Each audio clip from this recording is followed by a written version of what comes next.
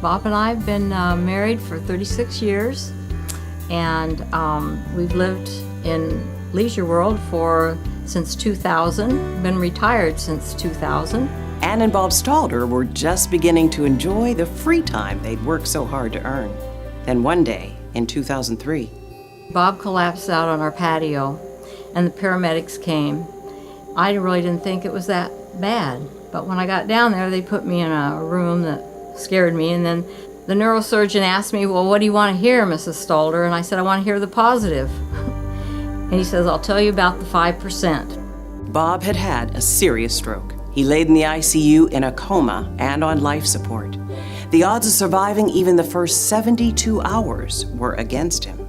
But each day we were there from the crack of dawn till they pushed us out at night, and Bob remained in the coma, and on the third day he opened his eyes. He was out of the coma, but not out of the woods. He couldn't speak, he had aphasia, he couldn't count to 3, and it was a really rough go, but we were still going forward. We were still going for the 5%. Over the next months, Bob went from the ICU to a hospital room, then on to a nursing home, and finally to a VA facility.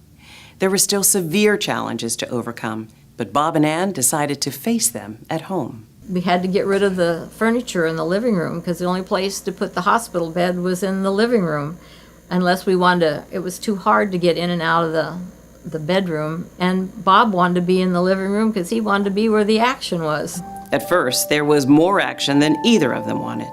In the first 2 years, we called the paramedics once a month because his blood pressure would rise, and all the paramedics would come in here and put Bob on a gurney, and down we'd go. Ann knew that dealing with Bob's medical issues would be stressful. What she didn't expect was how exhausting it would be to deal with the never-ending demands of caregiving. I have anywhere from 3 to 6 loads of laundry almost every day. Bob got a shower every day, and all those towels had to be washed, and we always took the sheets off his bed every day. So there's a lot of laundry. It's a big job to be the caregiver. You get pretty worn out. Add to that the fact that Bob was not the only person Ann was taking care of. My mother had emphysema. She lived here in this senior community too. I would take care of her. And then I had Bob. I was taking care of both. So I was getting pretty run down, so I went for counseling. And my counselor helped me find Senior Serve. And right from the very beginning, the people were so nice. The first of those people was Senior Serve case manager Kathy McDougall. When I came to see them for the first time, I was intrigued with how cheerful they both were and how they were so positive in a situation that could be difficult. Ann was taking care of Bob in her own home, and I knew it was hard for her. So I've worked really hard to try and get her extra help. Kathy arranged for someone to come in regularly and give Ann what is called respite care. Not only does she do the laundry, but it gives me a chance to go and do some shopping that I need to get done that I might want to be gone a little bit longer. I remember one time we had a power outage. It was such a cold day.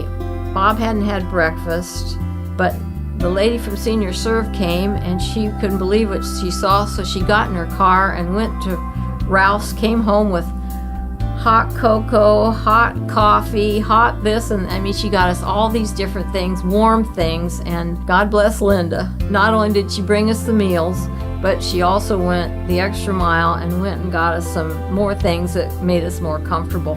And every day the people are, each person that comes every day, we really feel like they're just part of our family. When I went to counseling, they told me that 60% of the caregivers collapse and don't make it. So thank you, Lord. This is our 13th year, and Community Senior Serve is still with us, and I'm totally grateful to this group and what they've given us over the years.